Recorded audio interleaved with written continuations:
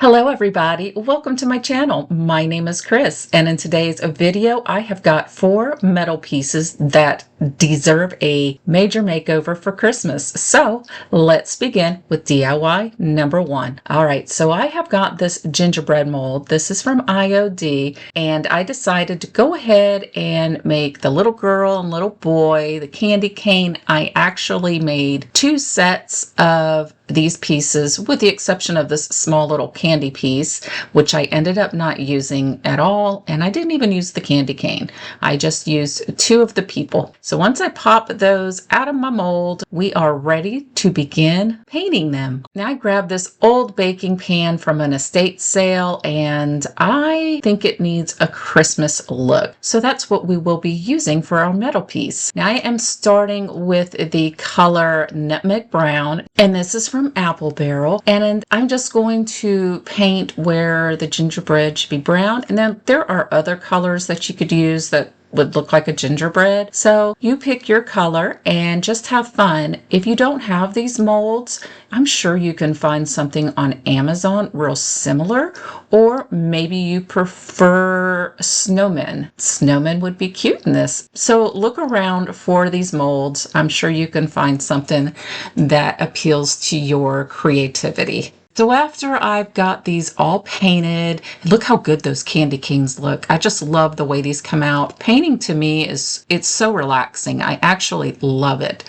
But the next thing I'm going to do is I'm going to take some white wax, and I'm just going to pounce that all over my pieces. And I got a good bit amount of wax in there, and then I'm just going to take a towel and I am going to wipe off all that heavy excess, and this is just going to give them, to me, more of a rustic look. Okay, we've got an old vintage baking pan, and I just kind of want it to mesh a little bit better than if it was bright and powerful paint job in your face. You know what I mean. So once that's done, I am going to grab the baking pan, and I wasn't sure exactly what I was going to do with it. This has some embossed writing on it, and I thought, well, I want that to stand out instead of using a Cricut machine or stencils. So I tried applying some white wax to it at first, and as you can see, this was just a no-go.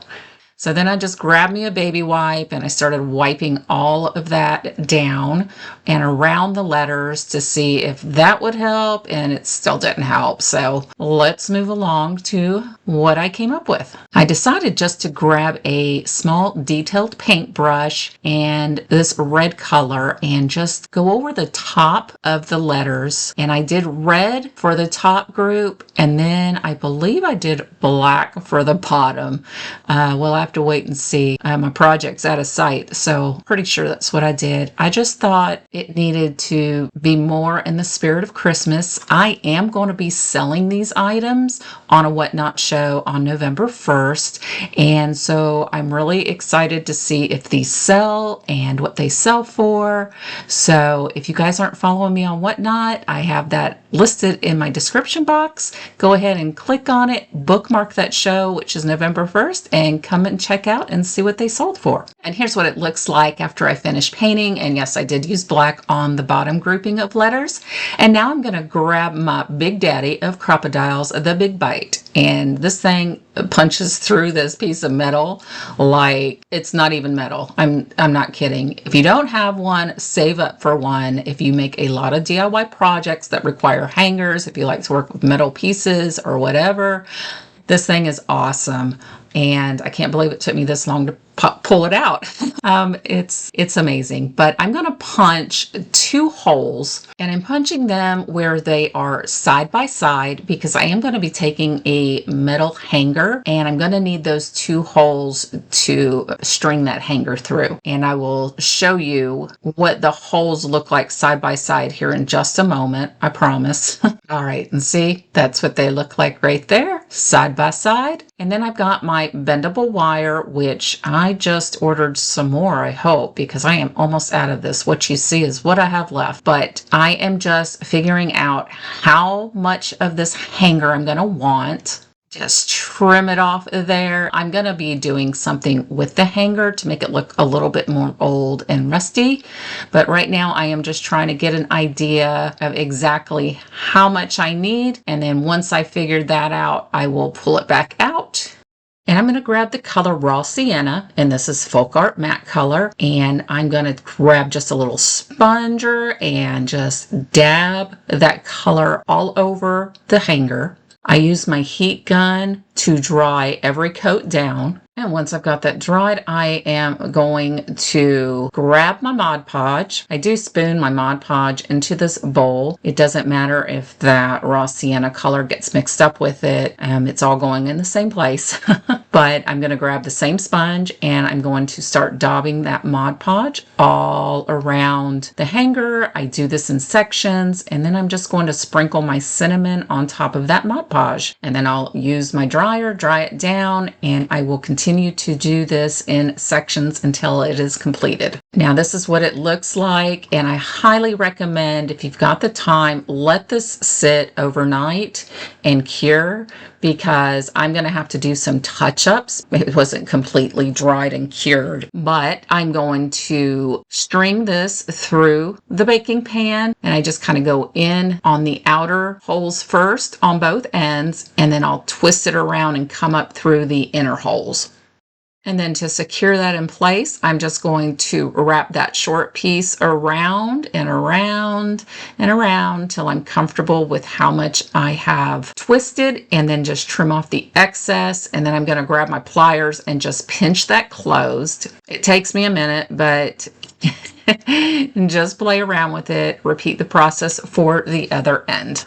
Now that the hanger's on, I'm going to grab my Star Bond liquid medium glue and my little gingerbread people, and I think they'll look cute right there, so we're just going to super glue those right onto that pan. I just need a little bit more embellishment, and I have this greenery. Of course, if you guys have been following me, you know it came from Hobby Lobby. And I end up clipping off one of the soft pieces and then one of the more pine pieces, if you will. And I gather those together with just a little red berry pick, turned it into a swag with some jute string, twisted around the bottom. And then it was just too bulky, so I ended up pulling out the pine piece, the more realistic pine piece, and just the little fluffy greenery I used with the berry pick, and I just want it to go on the top left corner. So because this baking pan's not too terribly large, I needed something small but pretty.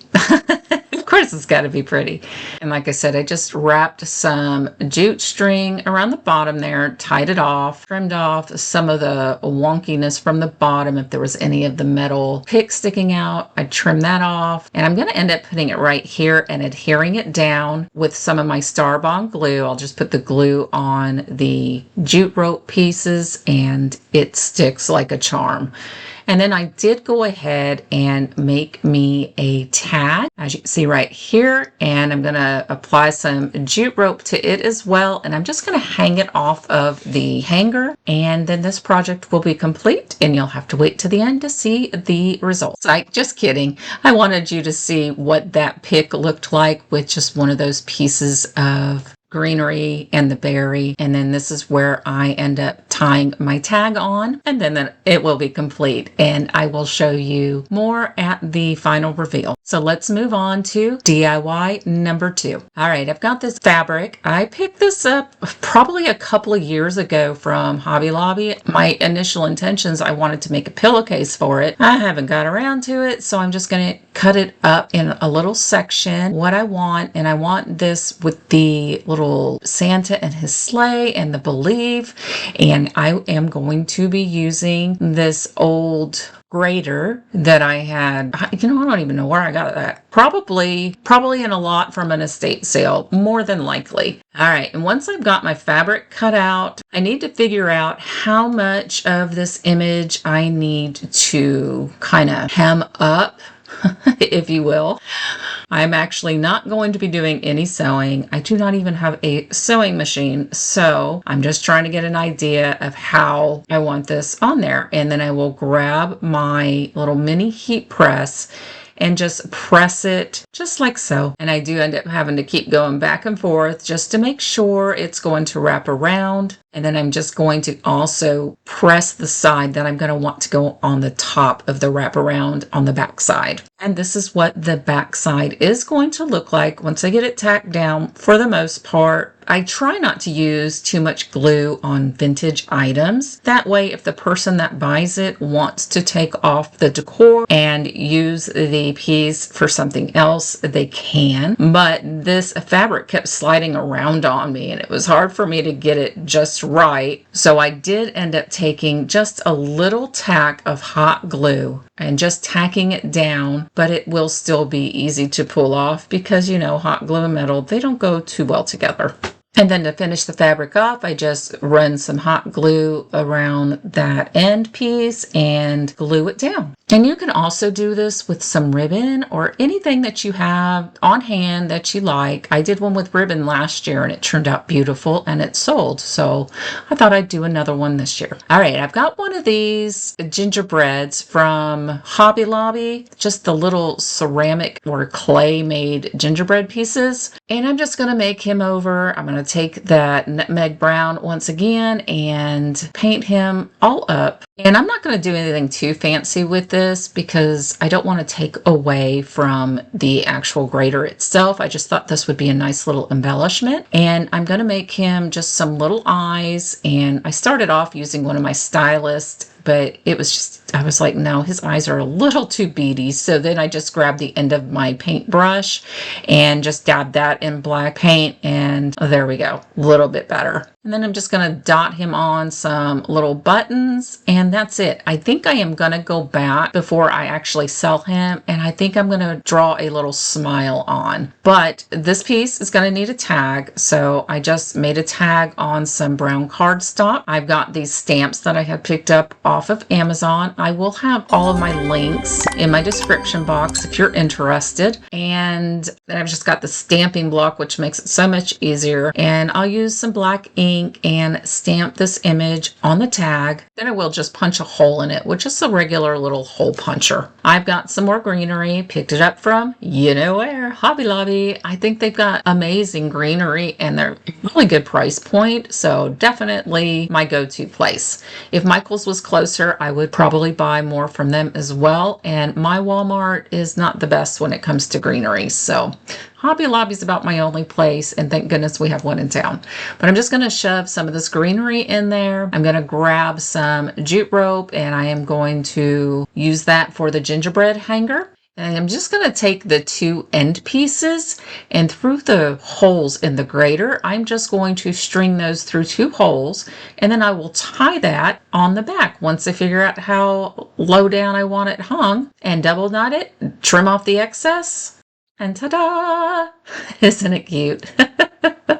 I do love it. And I've got these gold little berry picks, and I thought I would go ahead and use some gold. I've actually got a couple different ones, and I'm just going to pop these right in there. I didn't want to use too much red because we've got the red in the fabric, but you definitely do you. This project is so universal. The sky is the limit on your creativity. All right, so I've got this ribbon here, also from Hobby Lobby, and just going to make a hanger with this by just pretty much looping it at the top here, tying a knot in it, just like you're going to if you were making a little tag or a little ornament. All right, once I got that trimmed up, I just need to figure out where to put this tag. And you know what? Honestly, now that I'm thinking about it, I should have just used one of my little brown safety pins and just clipped it to the front of this tie. But no, instead I used some jute string. I tell you, hindsight is 20/20. I hope that's the right saying. If it's not, hey, that's just me. I could get these sayings all messed up. But I ended up just tying the tag around the top of the hanger with some jute twine, putting a double knot in it, and then just tying it off in a little shoestring bow, and leave the tails. Don't cut them off just yet, because once I finish this, I'm going to grab an old rusty crusty belt that I did up last year and string it through, which was a pain. So I ended up grabbing some painter's tape and putting it on the end, and then just slide that bell through both strands.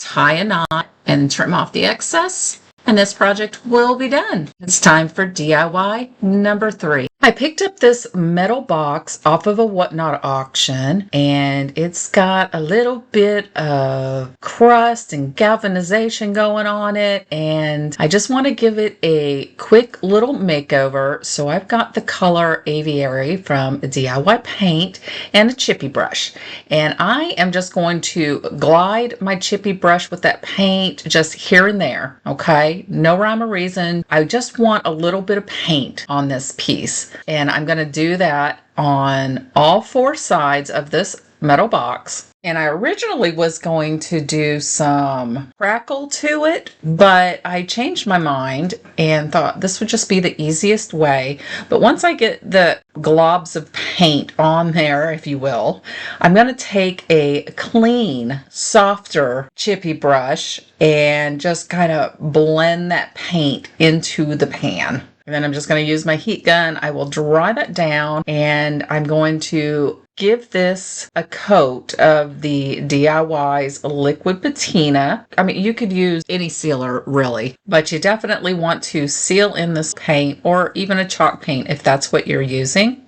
And then I'm just going to grab my Best Dang Wax from Dixie Belle and just a little rounded chippy brush or stencil brush, whatever you want to call it, but this is a little soft. And I'm going to take that brown wax and I am just going to go over in sections, just where I think it needs a little bit of aging, because you don't want that green color on there bright and pow in your face when you got it on this rusty can. So once I get the layers of this wax on there, I'm just going to take a towel, wipe it down, and I just go back and forth and do this, and then I will be finished with this box, and it does look so good.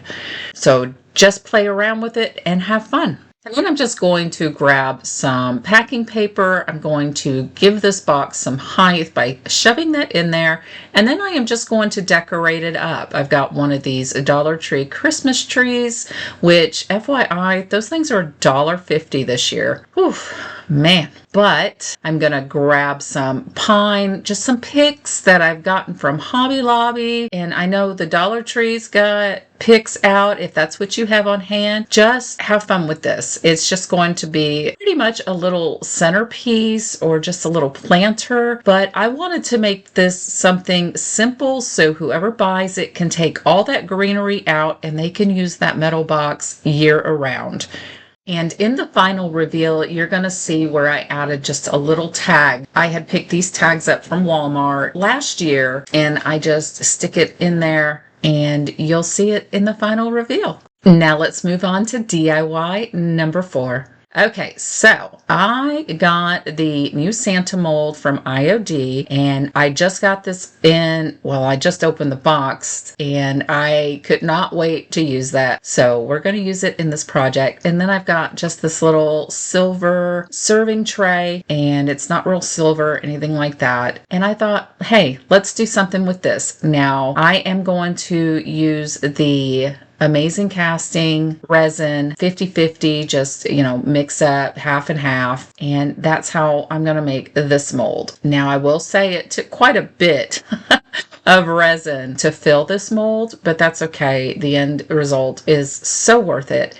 Now I was inspired by my friend Sammy at Unicorn Dust Designs, and kind of what she made with her Santa mold was my inspiration. So I want to give her credit for the idea, but mine does turn out quite a bit different, if that makes any sense. But she is always tagged in my description box because that's where I get all of my DIY and IOD products from. And she has a whole video showing you how to make castings with this resin. She uses a different brand, but it's all the same technique. So I will also list that video in my description box if you would like to watch that. But something I did want to share with you, if you make one of these castings and you have a spot that's just raised up just a little too much, and you know for a fact it's not going to lay flat on your piece, you can see there's just a little raised area right here at the top, and I'm just going to take my little X-Acto knife and I'm going to shave that down a little bit, because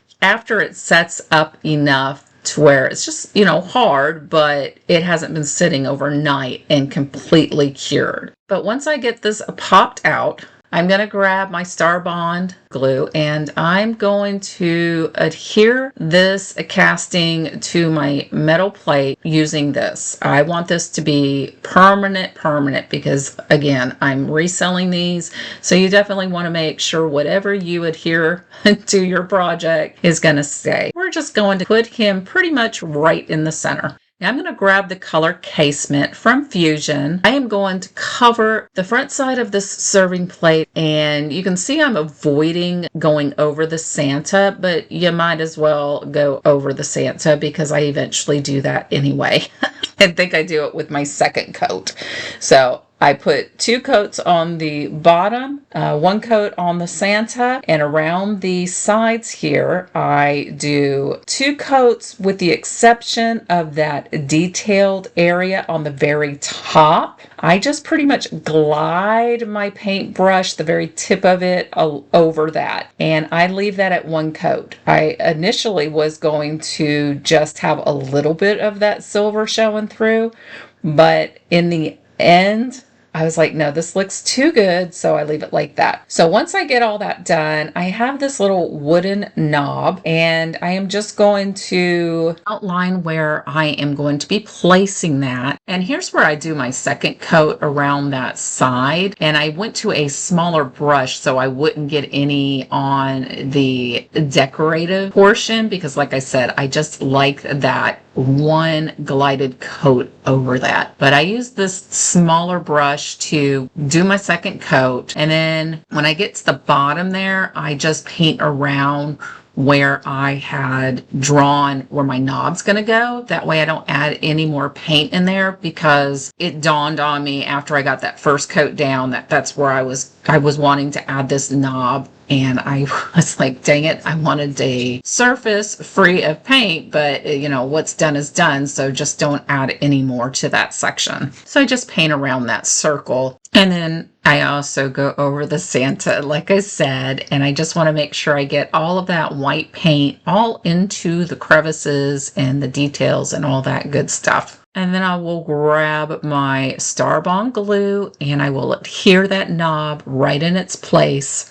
I'm going to grab my apothecary stamps from IOD. If you don't have the apothecary stamps, I do know Dollar Tree has some letter stamps. It actually picked me up some before I ever got the apothecary stamps, and they work just as well, almost, but they will serve the purpose, and they're small too.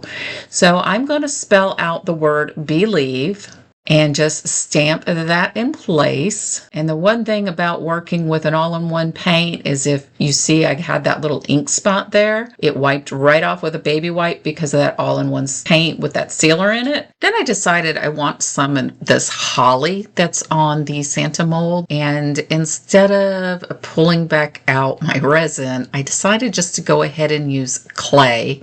And once I get 2 of those popped out, I'm just going to adhere that down with my Titebond glue and just smooth that glue out with a little brush. I wanted to make sure I got it along the edges. And then I end up reverting back to my finger because I can just smooth it out so much better than this paintbrush. And then I'm just going to tap it down very lightly into the spot that I want it. And then I'll repeat this process with that second one. All right, and this is what we've got so far. I'm going to take some light brown sugar glaze from Paint Couture, and I am going to go all along the tray. I do avoid going around that detailed edge, but I'm going to apply it, and then with a baby wipe, I'm just going to wipe up some excess.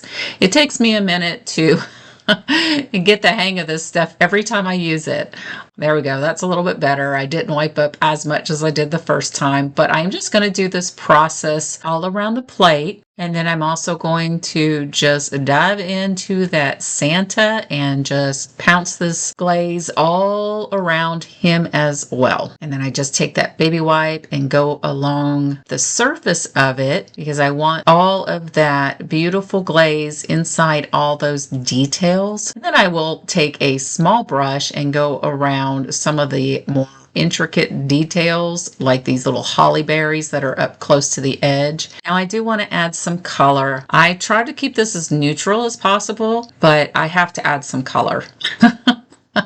I had to. So I am going to use the color Monet's Garden, and I'm just going to go around the leaves of the holly, and I'm using just a little chippy brush, and I go over it pretty messily. And that's because I want it to look rustic and warm. Once I get the green done, I'm then going to grab Marquee and go along the berries. And then I'm going to do the top of Santa's hat in that color as well. Just kind of doing like a dry brush, if you will. I don't want it too vibrant. Like I said, I want this to still look rustic. I want it to look like it's aged and the paint's wearing off. And I just grabbed a even smaller detailed brush to try to get along the edges without getting it onto the plate. And I'm going to tell you, I did not have the most steady hand, but the more I paint, the better my hand gets. I hope that makes sense. So if you don't have a steady hand, maybe just keep working with fine motor skills and maybe that'll help with it. It has definitely improved mine. Right. And then I was like, you know what? This needs a little bit more of that glaze. So I am just going to really go in with a smaller brush, trying to make sure I get that glaze really into those details.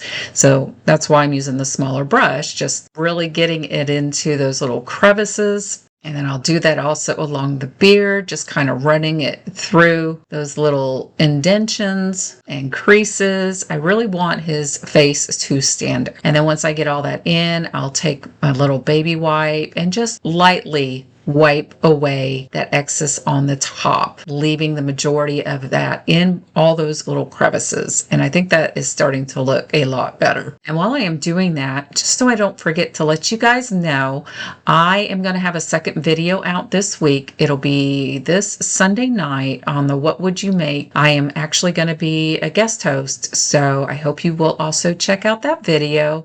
Don't forget, Sunday. Okay, so looking at the Santa, I was like, you know what? His eyes need some color. I mean, it was like looking into nothing. I was like, no, I want to be able to look at Santa's face and feel happy. So I'm going to grab this color from Paint Couture. It is in Deep Lake. I will list that in my description box, but I'm just going to add that into his eyes. And I just think that looks so much better. He looks so much more alive. And then I also took some of that red paint and I rubbed a little bit of what was on my paintbrush, just very lightly around his cheeks, just to make his cheeks look a little rosy. But I need a tag for this. So I'm going to grab one of my little wood tags that I had gotten from Amazon, and I'm going to paint that in my color Casement. When that's dried down, I will grab the Best Dang wax and just a little chippy brush, and I'm going to go along the edges with that wax. And then on my Cricut machine, I just made a little stencil. This is Santa's Magic Key. And with my black Heirloom Traditions paint, which is Iron Gate, I'm just going to stencil that color on with a little sponge dauber. Then I'm going to go ahead and grab some jute twine and make a little hanger for this tag. I've also got one of these little metal keys that I had picked up from Hobby Lobby. You can find them, I believe, over in the little paper section. Paper Studio makes them, and they're really inexpensive. I think they were like $3 for all these keys. So I'm just going to tie that tag and key together, make a little knot at the top, and hang this off of that knob, and it just says Santa's Magic Key. And I thought, how fun is this? And if you have grandkids or your children and you don't have a fireplace, you can say, this is how Santa's going to get in our house with his little magic key. So I thought that was fun. And after I do that, I'm going to apply a clear wax over the entire piece, making sure to seal in any of that clay-based paint that I used. And then this project will be done. And I hope you guys enjoyed it. Let me know in the comments which one was your favorite. I always love to know. And I hope to see you on my next video, which again is this Sunday on the What Would You Make playlist. And I hope you guys have a great week, and I will see you soon. Bye-bye.